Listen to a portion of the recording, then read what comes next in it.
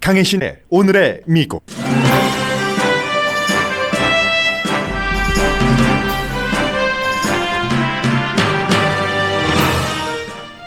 미국의 수십 년이 극보수로 갈 가능성이 아주 높아진 아침입니다.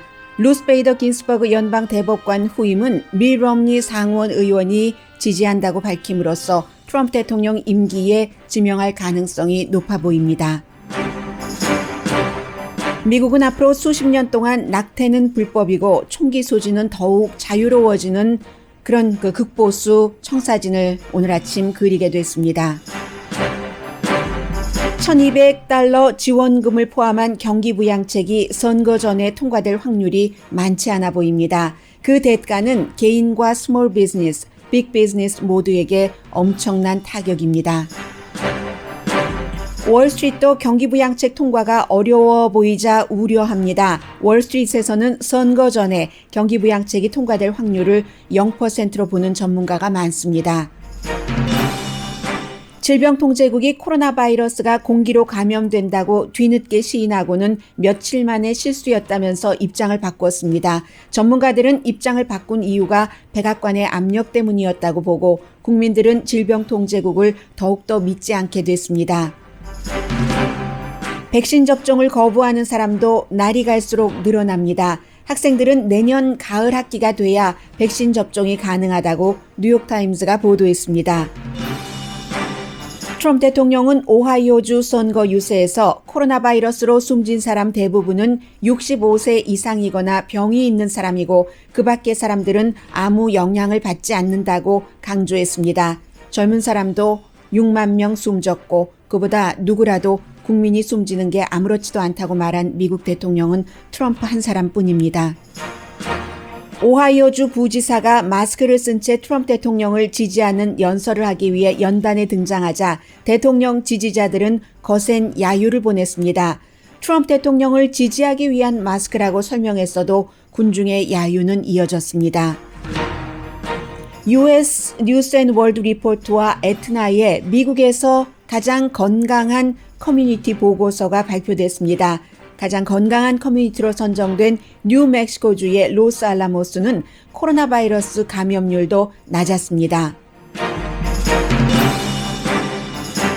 여러분 안녕하십니까? 오늘의 미국 강혜신입니다. 뉴스를 하기 전에 망설이는 때가 가끔 있습니다. 오늘이 그런 날이었습니다. 처음에 제가 코로나 바이러스로 하나? 경기부양책이 여러분들께서 더 많이 관심을 갖고 계실 거야 하고 뉴스룸에 들어오기 10분 전까지 이 두 가지 가운데서 경기부양책을 맨 앞에 전해드려야지라고 편집을 했습니다. 그러다가 뉴스룸에 들어오기 직전에 마음을 바꿨습니다. 뉴스는 때로는 여러분들께서 굉장히 관심이 있는 것을 전해드리는 것이 가장 중요한 늘 변치 않는 뉴스하는 사람의 양심이라고 할까요? 그런 것일 수 있는데 아니 뉴스하는 사람의 의무라고 직무라고 할 수 있는데 이 경우에는 때로는 뉴스를 전해드리는 사람의 양심이라는 게 있고 그리고 그 본연의 자세라는 게 있는데 그 두 가지 틀에서 볼 때는 오늘 아침에 여러분들께 이제 미국이 연방 대법관이 굉장히 보수로 가게 됐기 때문에 앞으로 수십 년 동안 특별한 변화가 없는 한 미국이 극보수라는 청사진을 그릴 수 있게 됐다는 것을 먼저 전해드려야지 되겠습니다. 물론 앞에 단서가 붙긴 했습니다. 큰 변화가 없는 한, 그러나 그 큰 변화라는 것은 굉장히 어려운 것이고요. 저희 라디오 서울 방송의 청취자분들께서 비교적 나이가 많으신 분들입니다. 중년 이상의 분들이 가장 많지 않으시겠어요? 한국말로 하는 한인 방송이기 때문에 그래서 여러분들께서 살아계시는 동안 여러분의 자녀가 지금 대학생이라 할지라도 고등학생, 중학생, 초등학생이라 할지라도 자라서 직장 생활을 하고 미국에서 살아갈 때 지금의 미국과는 상당히 다른 미국에서 살 가능성이 굉장히 높습니다 하는 뉴스를 뉴스하는 사람의 양심으로서 먼저 전해드리겠습니다. 지금 민주당으로서는 억울할 수도 있겠죠. 그러나 트럼프 대통령이 새로운 연방 대법관을 지명을 하고 또 상원에서 인준할 확률이 거의라고도 오늘 현재는 볼 수가 있겠습니다.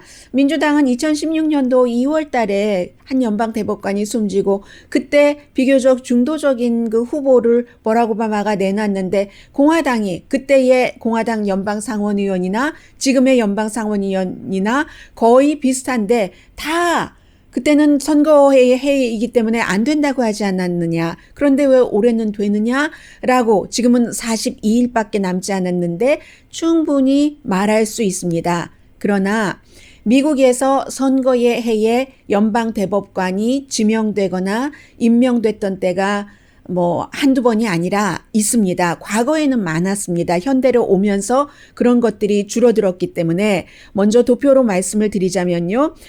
지금 1796년부터 시작해서 워싱턴이 크러싱, 체시, 엘스워스 이런 세 사람을 지명을 해서 한 사람은 안 됐고 나머지 두 사람은 됐었던 적이 있고요. 그리고 이제 전부 1800년대 말씀 안 드리겠습니다.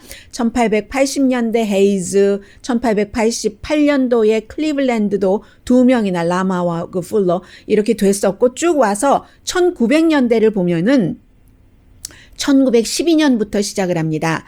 그 선거의 해에 태프트가 지명을 해서 됐고 그러나 2월 달이었어요. 지금처럼 9월 달, 10월 달 더 되지 않겠어요. 거의 선거에 가까워서 되지 않겠어요. 그런 때는 아니었지만 그리고 1940년도에 루즈벨트도 1월 달인가요? 2월 달인가요? 임명을 했고 68년도에 존슨은 대통령 두 번 다 안 됐습니다. 그리고 그 뒤에 선거의 해에 로널드 레이건 대통령이 케네디 대법관을 지명을 해서 이것도 조금 초였습니다. 이렇게 지금 하반기가 아니라 2016년도에 버락 오바마 대통령도 안 됐죠. 아예 이때는 심의조차 하지 않았으니까. 그러니까 이 정도가 되면 민주당도 억울하다고 할 수는 있겠으나 그러나 이게 법으로 위법인 것은 아닌 겁니다. 그래서 똑같은 말을 2016년도에 했었던 린지 그레이엄이 지금 그 사우스캐롤라이나에서 힘들어지면서 말을 싹 바꿨어요. 지지를 한다고 했고 공화당에서는 리자 머콜스키와 그리고 그 수잔 컬린스 두 명의 여성 상원 의원만 선거에는 안 된다라고 반대를 했기 때문에 밋 롬니를 지목을 해서 지켜봤는데 밋 롬니가 나는 고려할 수 있다. 이건 지지를 한다는 얘기입니다. 대통령이 지명을 한 사람을. 그렇기 때문에 이제 미치 매코넬은 51명을 확보를 했습니다. 53명 그 상원의원 가운데 다른 의원들 콜로라도의 누구, 아이오와의 누구 상관하지 않아도 됐어요. 그래서 이제 펜스 부통령까지 있으니까 51명을 확보를 했기 때문에 밀어붙이지 않을 이유가 없습니다. 이것도 다 정치적인 겁니다. 밋 롬니가 대통령을 싫어하고 대통령과 사이가 나쁘고 그래서 탄핵 재판 때는 두 가지 이슈 가운데 하나는 찬성표 던지고 하나는 반대표를 던졌지만 이번에는 다른 거죠. 이슈가. 물론 밋 롬니 같은 경우는 2016년도에 오바마가 지명을 했었을 때 무슨 선거에 이런 말 한 사람이 아니에요. 그때는 상원 의원이 아니었기 때문에 오바마와 싸운 적은 있지만 공화당 그 대선 후보로서 그리고 밋 롬니도 지역구를 생각을 했겠죠. 올해는 선거에 안 나갑니다. 2018년도에 된 사람이기 때문에 아직 몇 년 남았잖아요. 그런데 유타주라는 지역이 종교적으로 굉장히 특수성이 있는 지역이고 무척 보수적인 곳입니다. 종교적으로 특수성이 있다는 것은 트럼프 대통령을 지지하는 많은 사람들, 물론 그 밋 롬니의 몰몬과 크게 상관이 없다 하더라도 종교적인 성향이 굉장히 강한 주이고 그리고 보수적이기 때문에 낙태에 반대하는 유권자가 많습니다. 밋 롬니가 트럼프 대통령과 본인과의 관계를 생각하지 않는다 하더라도 여기서 본인은 또 과거에 그런 말을 한 적도 없고 선거에 의해 무슨 연방대법관을 그런 적도 없기 때문에 자유로워서 오늘 아침에 본인은 헌법의 여러 가지를 준수해서 볼 때 대통령이 누군가를 지명하면 고려해 보겠다라고 얘기를 했습니다. 찬성을 한다는 뜻이에요. 그렇기 때문에 여기서 이제 다 모든 것이 결정이 났고 미치 매코넬은 가능하면 이제 11월 선거 전에 하겠다. 11월 선거 전에 이제 투표를 하게 돼서 연방 그 대법관에 아주 보수적인 사람이 들어간다면 지금 상원 선거에서 위험했었던 사람 가운데 플러스가 되는 그런 사람들이 있습니다. 린지 그레이엄 그 상원 의원을 포함을 해서요. 그래서 이렇게 됐습니다. 민주당을 화나게 하더라도 이런 형태가 됐다는 것을 말씀을 드리고 지금부터 코리안 아메리칸에게 중요한 그 이슈입니다. 그럼 누가 되느냐? 보수라는 것은 당연한 거죠. 해서 어제 그 트럼프 대통령이 한 사람을 만났고 또 이제 그 두 번째 사람을 만나는데 어제는 두 사람으로 압축이 됐다가 5명 정도로 생각한다가 경우의 수를 둬야지 되잖아요, 지금. 그렇기 때문에 하는데 일단 어제 만난 에이미 코니 바렛은 오랜 동안 교수를 하다가 2017년도에 트럼프 대통령이 제7항소법원 판사로 이제 그 만드는 그런 그 48살에 72년생이에요. 그리고 나서 2년 뒤에 그 낙태가 그 합법화 됐네요. 73년부터 74년 이때니까는요. 시행되고 판결이 나고 연방대법원에서 이 사람 미치 매코넬도 굉장히 이 판사는 좋아합니다. 그리고 이제 출생지가 지금 뭐 시카고 항소법원이지만 루이지아나이거든요. 뉴올리언스 출생이기 때문에 아무래도 좀 올라가면은 그 그레이트 레이크이라든가 또 그쪽 주변에 약간 위쪽에 있는 러스트 벨트에 영향을 미칠 수 있다고 판단을 하는 것이고 그래서 켄터키 등 미치 매코넬에 지었고요. 생각을 하는 것이고 카톨릭입니다. 해서 낙태는 언제나 부도덕하다라고 얘기한 7명 자녀가 있는 여성이고요. 42살밖에 안 됐는데 그리고 이제 바바라 라고와 10일 항소법원 판사인데 플로리다 태생의 쿠박계이기 때문에 역시 머스트 윈이잖아요. 트럼프 대통령에게 두 사람이 가장 앞서가는 것 같습니다. 이게 이제 어떤 의미가 되는가를 말씀을 드리겠습니다. 미국에서 연방 대법관의 보수, 진보, 중도 성향을 가를 때 자로 재는 게 있습니다. 뭐 대통령 그 당선 가능성을 잴 때도 뭐 사회의 분위기를 보는 척도가 있고 숫자로 보는 그런 척도, 수치로 보는 척도가 있고 하잖아요. 그래서 수치로 보는 척도에 따르면 트럼프 대통령이 당선될 가능성이 높다라고 지금도 계산하는 그런 그 교수들도 있습니다. 예비선거에서의 그 뜨거움 이런 수치 같은 것으로 볼 때요. 그런데 어쨌든 지금 연방 대법관이 가장 그 가능한 사람이 이 두 사람이기 때문에 두 사람 가운데서도 에이미 코니 그 바렛이 될 가능성을 사람들이 많이 보고 있는데 이 워싱턴 유니버시티 세인트루이스에 있는요 그 앤드류 마틴 교수와 케빈 퀼 그 유니버시티 오브 미시건의 이 두 교수의 모델로 연방 대법관의 보수와 진보를 많이 계산을 하거든요. 그런데 안타깝게도 이 두 사람은 젊고 한 사람 48살, 한 사람 52살, 52살이 보통 연방 대법관이 되는 그 평균 나이이거든요.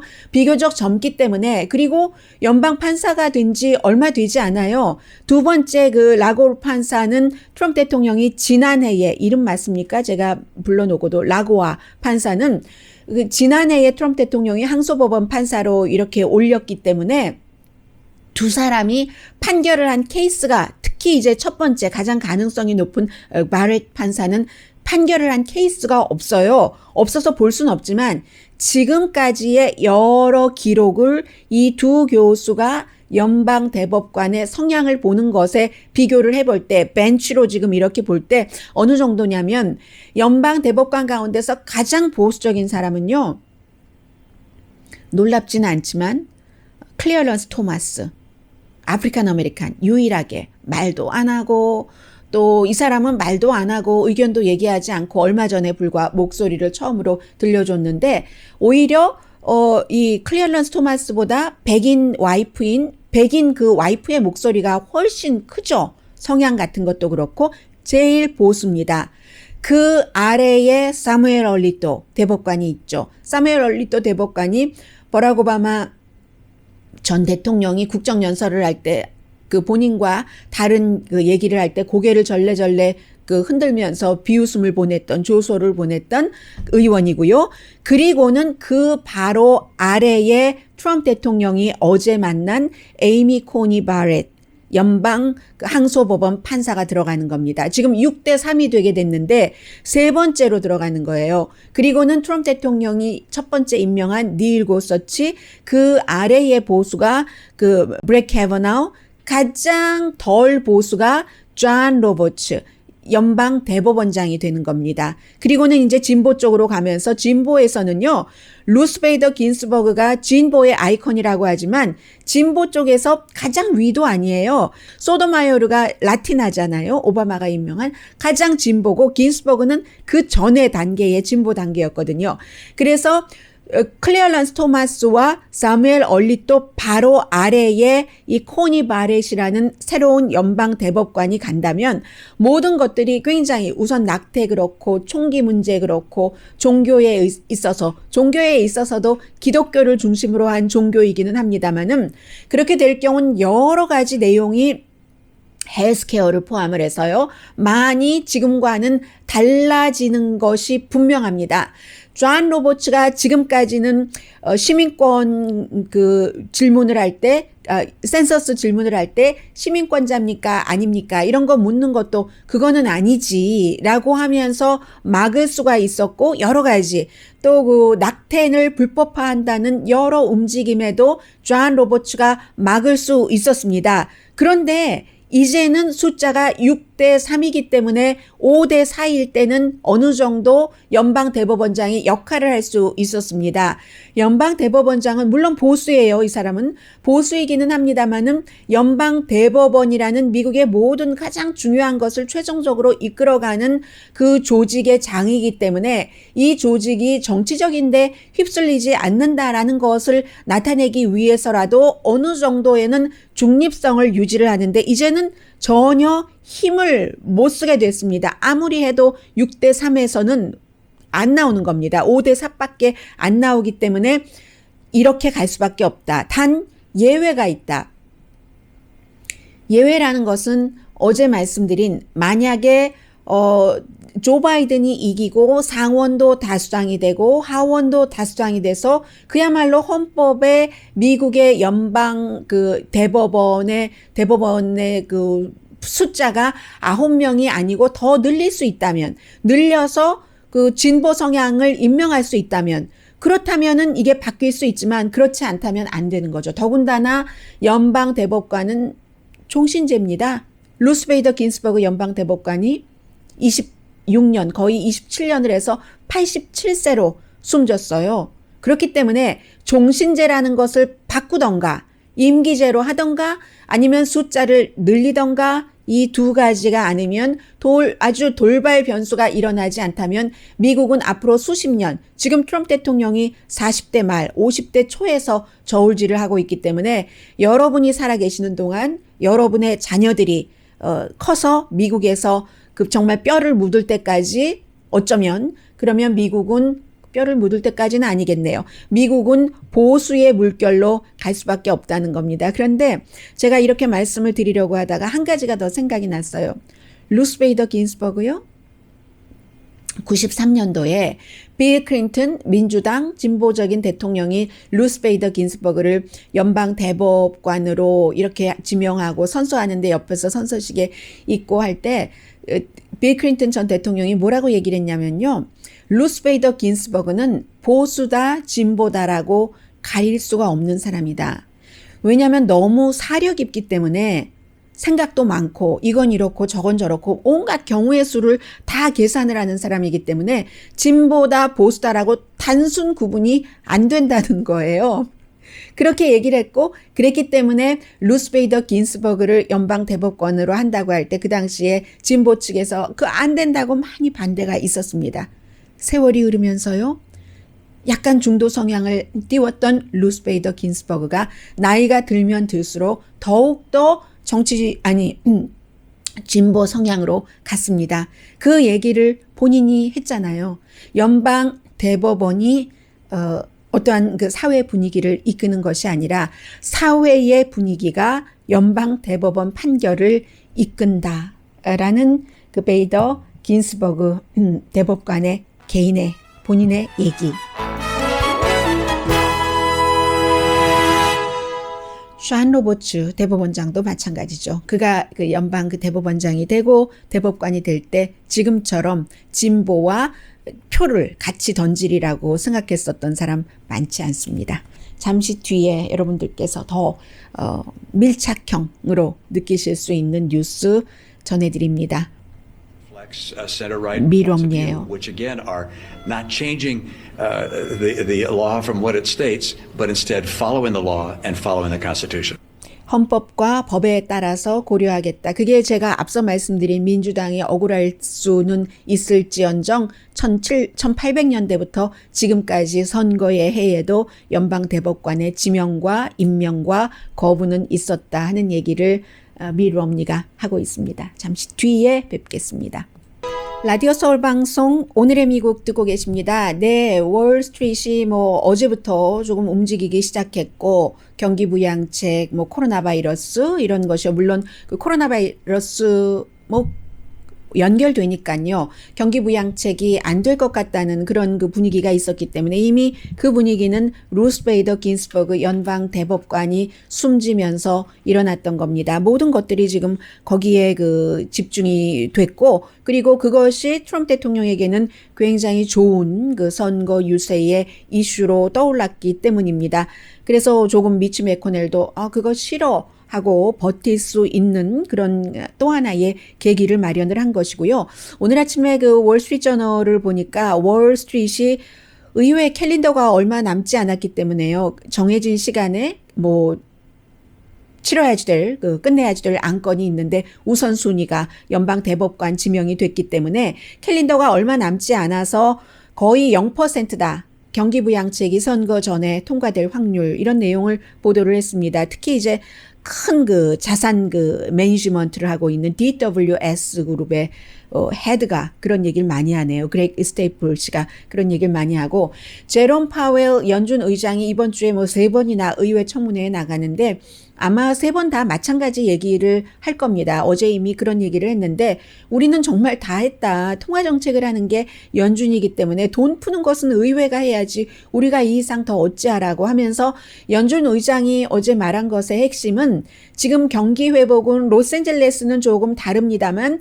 75%는 코로나 바이러스로 잃어버렸던 것을 회복을 했다. 100% 이상 그 활동하는 곳들이 있으니까는요. 요즘에 로스앤젤레스나 오렌지 카운티도 자동차도 많아졌습니다. 저도 토요일에 엄마 집에 갈 때 보니까 프리웨이 깜짝 놀랐어요. 갈 때 올 때 밤늦게 왔는데도 프리웨이가 트래픽이 있는 정도까지는 아니지만 꽉 차서 있는 것을 보고 경제 활동이 이제는 본격적이 됐구나. 경기 부양책, 이 돈이 안 나오니까 바로 또 공화당은 그걸 얘기를 하는 거고요.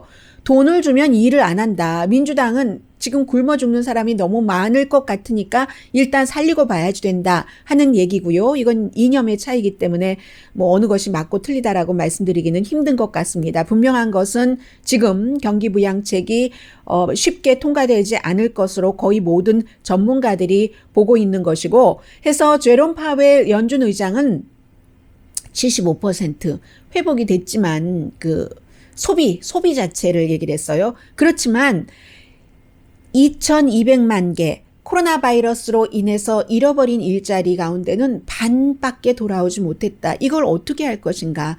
돈을 풀어서 일자리를 돌아오게 해야지 되는 것 아니냐 하면서 얼마나 많은 사람들의 미래를 좌우를 하는데 의회에 완전히 그냥 호소하고 푸시하고 압박하고 이 연준 의장으로서 할 수 있는 것은 다 했습니다. 마지막에 한 말이 이 상황에서도 잘 되는 사람은 잘 된다. 증권시장에서 돈 많이 버는 사람 많아요. 돈 없는 사람은 증권 투자 못합니다. 잘 되는 사람은 잘 되는데 이 경기 회복이라든가 일자리를 잃어버리는 것 이런 모든 것들이 많은 사람들에게 평등하게 되지 않고 힘든 사람이 언제나 더 많이 힘든 것을 의회에서는 생각을 해야지 된다라고 말을 했습니다. 9월 달에 주식시장 좋았어요. 마켓 아주 좋았는데 이런 모든 것들이 2차 경기 부양책, 이름도 1차 그 케어 액트였잖아요. 사람들을 케어해준다는 케어 액트인데 의회에서 케어 안 해주는 것 같죠? 지금 그 의원들이 다 정치적인 계산만 하고 있으니까 민주당이건 공화당이건 해서 9월 달에 기대감으로 20년 만에 최고였는데 투자가들이 지금은 이제 걱정을 하게 생겼고요. 경기 부양책은 없고 바이러스 사망자는 로스앤젤레스 카운티 같은 경우도 조금 줄어들고 있다고는 하지만 전반적으로 따지고 보면은 숫자는 늘어나고 있거든요. 영국도 오죽하면은 아침 5시부터 밤 10시까지 이렇게 통행 금지를 만들어 놨어요. 사람들이 활동하는 시간을 제한해 놨으니까 유럽이 그러면 영국 얘기를 하자는 게 아니라 돌고 돌고 도는 게 코로나 바이러스이기 때문에 그게 전염병이잖아요. 팬데믹이기 때문에 투자가들이 그런 것을 걱정하는 것이고 경기부양책 나올 것이라고 생각하고 다 계산해 놨던 것들을 지금 뒤집어야지 되니까 그래서 제롬 파웰 연준 의장이 다운턴이 모든 사람에게 동등하게 영향을 미칠 수 없다는 말한 것, 버틸 수 있는 사람은 버티지만 이런 얘기가 어제는 조금 주목이 됐고요. 그럼 경기부양책의 실패의 대가가 어떤가? 이것은 여러분들께서 직접적으로 간접적으로 영향을 받으실 문제이기 때문에 전해드리겠습니다. 앞으로 여러 방면에서 어려워질 것이 분명하다는 게 전문가들의 분석입니다. 스몰 비즈니스에서 큰 비즈니스까지 개인, 학교도 마찬가지고요. 집을 잃는 사람도 늘어날 테고 일자리를 잃는 사람도 늘어날 테고 한인 그 부동산 중개인들 가운데서는 그동안 매물이 없었다라고 생각하셨던 분들 또 그런 그 경험을 하신 분들도 많은데 결국은 웬만큼은 동등하게 잘 되지 않으면은 힘들죠. 리치 마켓이라는 틈새 마켓이라는 것은 있지만 집을 잃는 사람 아무튼 늘어날 테고 해서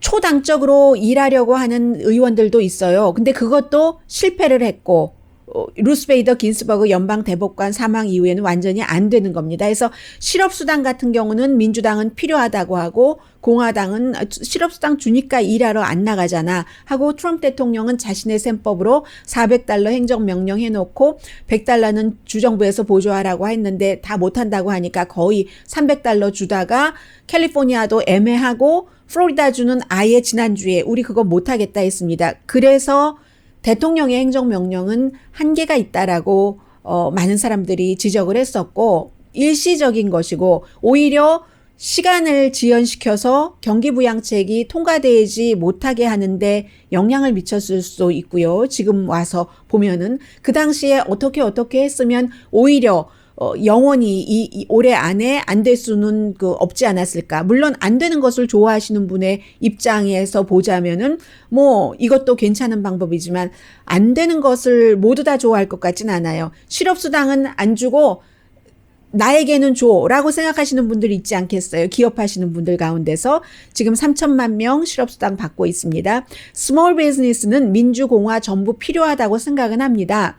거의 지금 미국의 일자리의 반 정도는 경제의 70%는 소비로 돌아가고 이 일자리의 반 정도는 스몰 비즈니스에서 나오는데 그러면 식당 업계에서는 6군데 가운데 1군데가 문을 닫는다는 것이 이제 뭐 기정사실처럼 되는 것이고 그렇게 될 경우 일자리가 수백만 개가 영원히 또 없어지는 것이고요. 지금 체인 식당이 아니라 독립적인 식당에 물어보면 80% 정도는 그 경기부양책이 없으면 우리는 문을 생존할 수가 없다라고 얘기를 합니다. 그리고 주정부들도 여러 가지 필요한 것들이 많죠. 양당 모두 제발 우리 좀 도와주세요 하는데 이게 코로나 바이러스를 잡는데도 추가 비용이 들어가고 우편투표 하는데도 추가 비용이 들어가고 우편투표에는 트럼프 대통령이 잘 주지 않을 것 같고요. 항공사 같은 경우는 이것도 애매해요. 다른 데는 안 주면서 지금 지난주에 대통령 그 백악관에서 비서실장과 항공사의 대표들이 만났거든요. 그때 비서실장이 대통령이 $250억 그 지원을 해주겠다라고 약속을 했다는 거예요. 어떻게 하겠다는 건지 모르지만 이게 이제 대통령의 파워인 거죠. 되든지 되지 않든지 그런 말이라도 해볼 수 있는 자격이 있는 게 대통령인 겁니다. 선거의 해에. 지난번 케어 액트에는 우정국에 $250억 하원에서 지원하는 안을 포함을 시켰는데 상원에서 거부돼서 안 됐던 거죠. 그리고 이제 조금 우정국에 줬는데 학교도 마찬가지예요. 여러분들 자녀분들이 학교를 다니는데 대학교이건 초등학교이건 학교에서도 정부에서 지원금을 받아야 코로나 바이러스를 막을 수 있는 더 단단한 대책을 세울 수가 있는 겁니다. 칸막이라도 하나 더 세우고 거리두기라도 하나라도 더 할 수 있고 하는 그런 일이기 때문에 데이케어 센터도 마찬가지고요. 또 리모트로 그 온라인으로 공부를 하는 곳에서도 크롬북 같은 저도 크롬북도 쓰고 있지만 크롬북처럼 이런 것을 학생들에게 나눠줄 수도 있고요. 학교에서 가난한 집 학생들에게는 그런 형태로 해서 차일드 케어도 마찬가지입니다. 차일드 케어는요. 지금 50% 정도가 정부 지원이 없으면 문을 닫아야 된다고 하는데 그러면 차일드 케어가 문을 닫으면 부모님들은 어떻게 일할 것이며 헬스케어 분야는 돈 버는 곳도 많아요. 프리미엄은 제대로 지급이 되는데 병원에 가는 사람 없잖아요. 그리고 뭐 인원 줄이고 해서 그러나 건강하게 돈 버는 건 아니죠. 지금 헬스케어는요. 그래서 의사들이 여러 가지 공화당을 지지한다, 민주당을 지지한다 할 때도 왜 그러는지를 다 뭐 보실 필요까지는 없겠지만 저는 뭐 뉴스를 하다 보니까 보이는 걸 뭐 어쩌겠어요. 보이니까. 그런데 지금 보면은 유나이티드 헬스 그룹이라든가 에트남, 시그나 전부 다 돈 많이 벌고 있어요. 예상하지 못하게 돈을 버는 겁니다. 지출은 없는데 들어오는 돈은 계속 들어오고 있기 때문에 보험 그 프리미엄은 지불되는데 사람들이 병원에 가지 않기 때문에 그래서 어제 뉴욕 타임스가 보도한 돈 안 되는 환자 이렇게 말씀드려서 정말 죄송합니다. 그런데 70%가 영리를 목적으로 한 널싱홈인데 그 널싱홈에서 돈이 안 되는 환자, 돈만 많이 쓰고 치매 환자, 그리고는 뭐 메디케이드 같은 돈 안 되는 환자는 뭐 덤핑해버린다고 갖다 버려버린다고 표현을 했잖아요. 대신에 개인보험 좋은 거 갖고 있고 이런 데는 돈 되니까 이제 보호해주고 그게 그 얘기거든요. 해서 $1,200 연방정부 보조금이 나오면 내가 너무 아픈데 당장 가서 치과에 가서 뭐라도 해야지 한 사람들 이런 사람들이 없어지는 거죠. 그렇게 될 경우는 이게 아무튼 문제가 되는 거예요. 그래서 경제 부분에 대해서는 이 정도로 말씀드리고요. 잠시 뒤에 의료기구 만드는 곳은 손해보겠죠. 의료기구 좀 잘 안 팔리니까 요즘 실수라고 뭐 하고 뭐 이런 여러 곳이요. 그렇지만 뭐 달리 또 뭐 주식 부풀리게 할 수도 있어요. 방법에 따라서는. 잠시 뒤에 코로나 바이러스와 관련해서는 이거 완전히 무뎌질 것 같은데 하는데 점점 중요한 뉴스들이 나오기 때문에 방심하면 큰일 난다. 라는 그 생각이 드는 게 당연한 요즘의 분위기입니다.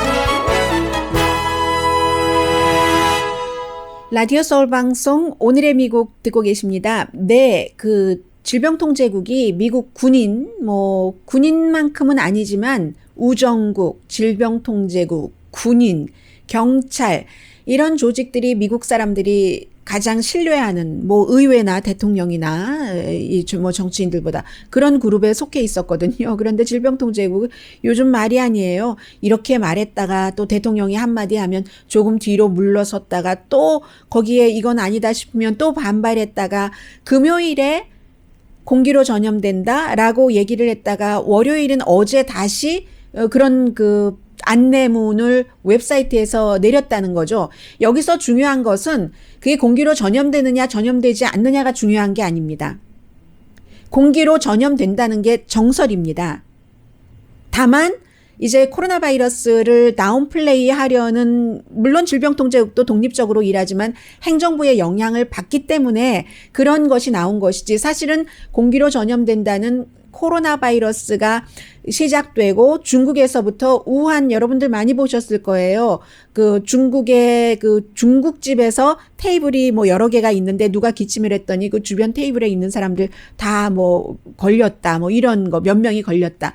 거기서 공기 전염은 이미 됐고 그 뒤에 수없이 과학자들이 얘기를 했습니다. 그것을 몇 개월 뒤에 질병통제국이 시인을 하고는 하루 만에 내렸습니다. 당연히 모든 전문가들은 이건 백악관의 압력이라고 생각을 할 수밖에 없겠죠. 그런데 여기서 중요한 것은 그러니까 백악관의 압력이다. 공기로 감염되는 거야 안 되는 거야가 아니라 공기로 감염된다고 보시고 활동하시면 됩니다. 더군다나 실내 가운데서도 모퉁이 같은데 코너는 위험하다고 하잖아요. 코너는 어디로 빠져나가지를 못하니까 내가 코너에 있을 때 받기만 하니까 이렇게 중앙에 있을 때보다는. 그래서 그렇게 생각을 하시고 보시면 되는 거고요. 또 영국의 보리스 존슨도 전체적인 국민 면역이요. 대규모 집단 면역을 하려고 하다가 안 했고 또 본인이 걸렸잖아요. 본인의 피앙세도 걸렸고 그리고 병원에 입원했고 산소호흡기는 도움을 받지 않았지만 그 뒤에 조금 달라지는 듯 하다가 풀어주는 듯 하다가 다시 지금 재택근무하고요. 보리스 존슨도. 그리고 영국도 목요일부터 당장 시행인데 식당, 술집 전부 문을 10시가 되면은 닫아야지 되고 이런 일들이 앞으로 6개월 동안은 계속되고 노멀 라이프, 코로나 바이러스가 오기 전에 되지 않을 것이다 라고 얘기를 합니다. 5월 달에 하루에 4,300명 그 케이스가 있은 뒤에 지금 최대로 증가를 하고 있기 때문에요. 제한하지 않으면 그 영국의 전문가들은 하루에 49,000명인가요? 네, 49,000명으로 확진자가 늘어날 수도 있다고 하니까 보리스 존슨도 이렇게 할 수밖에 없는 거죠. 미국도 마찬가지예요. 지금 대통령은 어제 아무것도 아니라고 했는데 그 얘기를 좀 들려드려야지 되는데요. 했는데 지금 20만 명 사망자 넘었고요. 20만 5명이에요. 제일 보수적으로 하는 존스 홉킨스의 그 결과에 따르면. 그리고 한 달 동안 줄어들었다가 텍사스하고 플로리다 지금 다시 스물스물 코로나 바이러스가 기어 나오는 게 아니죠. 날아다니고 있거든요. 그래서 유니버시티 오브 워싱턴에서 얼마 전에도 내년 1월에 40만 명이 있는데 지금도 그 고수입니다. 12월 달까지 이대로 추세가 되면은 37만 8천 명 12월 말에 37만 8천 명 정도가 된다는 얘기거든요. 그런데 어제 트럼프 대통령이 그 오하이오주도 격전지잖아요. 오하이오주에서 선거 유세하면서 나이 많이 드신 분들 한번 들어보세요. 대통령의 얘기를.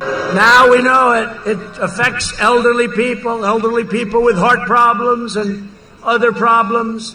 If they have other problems, that's what it really affects. That's it. You know, in some states, thousands of people. That's it. 나이 많이 든 사람들, 이렇게 그 심장병이라든가 질환이 있는 사람들만 숨졌다. That's it. Like nobody. They have a strong immune system. Who knows? Nobody라고 얘기하는 것은 젊은 사람들은 nobody라고 얘기를 하는 거예요. Virtually nobody. It's an amazing thing. By the way, open your school. 네, 그러니까 오픈 스쿨 하라고 얘기를 하잖아요. 젊은 사람들은 nobody다라고 얘기하니까 사람들이 박수도 치고, 그리고 젊은 사람이 설령 nobody라 할지라도 사람이 그렇게 수십만 명이 숨졌는데 괜찮다고 말할 수는 없잖아요. 그럼 숨진 사람은 사람이 아닙니까? 그러니까 아무렇지도 않다고 대통령이 한 말이 그 말입니다. nobody라고 얘기를 했고요. 그리고 또 하나는 같은 이 유세에서 대통령 전에 부지사가 나왔어요. 부지사 공화당이에요. 이 오하이오주. 그리고 주지사도 오하이오주 주지사 공화당입니다. 그런데 부지사가 마스크 끼고 나오니까 사람들이 우부 난리가 났어요. 그러니까는 이제 이거 마스크도 또 트럼프 대통령 지지한다는 거 써 있는 마스크거든요. 사람들이 우부하니까 준비를 한 거예요. 정서를 생각해서 마스크를 갈아 끼더군요. 이제 또 메가 마스크로 America Make Great Again을 했는데도 사람들이 계속 부합니다. Go into a grocery store where you gotta wear one, all right? 그랬더니 그로서리 스토어 같은 데 가면은 당신 이거 써야지 됩니다라고 부지사가 얘기를 했어요. Hang on, just listen up. 그때 우우 하니까 좀 들으세요. All right, I get it. 알았어. But if somebody tells you to take it off, you can at least say that you're 계속 이런 식이었습니다. 그랬더니 부지사가 앨리스트 이렇게 뭐 트럼프 대통령을 지지하는 마스크 뭐 이런 형태로 하면 그런데도 사람들이 계속 마스크 썼다고 부우하니까 I get it. 알았어 하고는 결국은 끝낸 거죠, 뭐. 그러니까 아무튼 그렇습니다. 하고 백신에 대해서는 일단 성인부터 맞게 한답니다. 그래서 그 어린 아이들은 내년 가을 학기까지는 백신 접종은 안 한다고 하고요. 미국 성인도 내년 여름쯤에 접종이 가능할 것으로 보고 있는데 더 이상 바이러스 자체 뭐 이 치료 같은 것이 정치화됐기 때문에 백신을 묘약이라고 믿는 사람들도 없고 50% 정도만 맞겠다. 그것도 지금 당장 맞겠다가 아니라 기다리면서 다른 사람들 뭐 좀 반응 좀 보면서 맞겠다라든가 굉장히 그 민주당 공화당 차이 크고요. 60%는 바로 안 맞는다. 8월 말에 53%였거든요. 9%만 즉시 맞겠다였습니다. 8월 말에는 17%였습니다. 33%는 안 맞는다. 그 26%가 8월 달에는 그랬거든요. 이게 악시오스와 입소스가 공동 여론조사한 겁니다. 비용도 문제예요. 지금 보험회사가 내겠지 하는 사람이 38%고 11%는 연방정부가 내겠지. 4%만 내가 내야 되는 거 아니야? 라고 생각한다는데 이 보험도 아직 결정되지 않았거든요. 그래서 얼마 전에 조 바이든 후보가 안심이라는 것, 안전하다는 것, 그리고 그것을 정치적으로 아니게 승인을 했다는 것, 또 모든 사람들이 무료로 맞아야 된다는 것을 얘기를 해야 된다라고 바이든 후보가 얘기를 한 부분입니다. 잠시 뒤에 전해드립니다.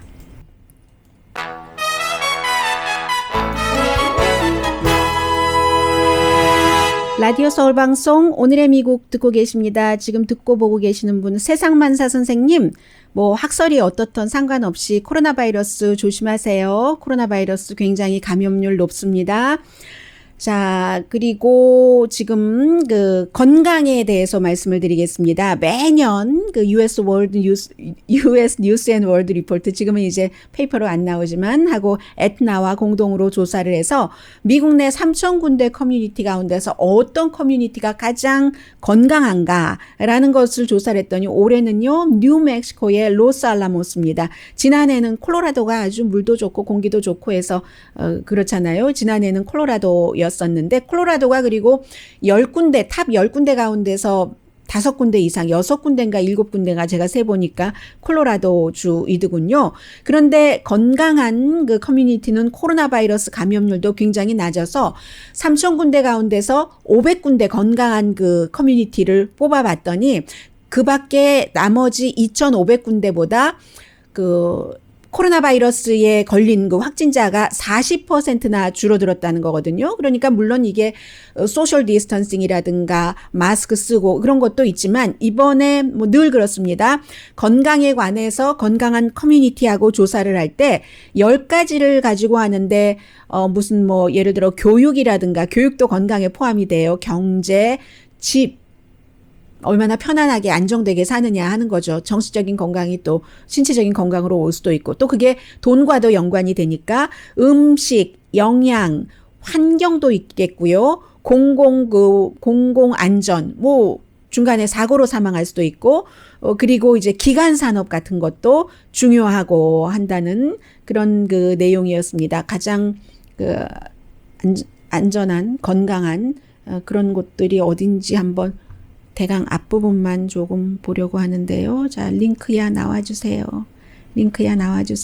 네, 넘버 1이 로스알라모스 카운티, 뉴멕시코, 2가 콜로라도 더글라스 카운티, 버지니아의 폴스 처치 시티가 지난번에 뉴스가 됐었던 곳이 세 번째, 그 다음이 또 콜로라도의 블룸필드, 콜로라도의 그 럴티, 버지니아의 그 런던 카운티, 그 다음에 또 콜로라도의 피킨, 뭐 이런 식으로 돼 있거든요. 미네소타의 컬버 카운티, 콜로라도의 서밋 카운티, 이런 형태로 미국의 그 건강한 도시 같은 경우는 완전한 그 뭐 어림없는 일이라고도 말씀드릴 수 있겠죠. 건강하세요. 강희신이었습니다.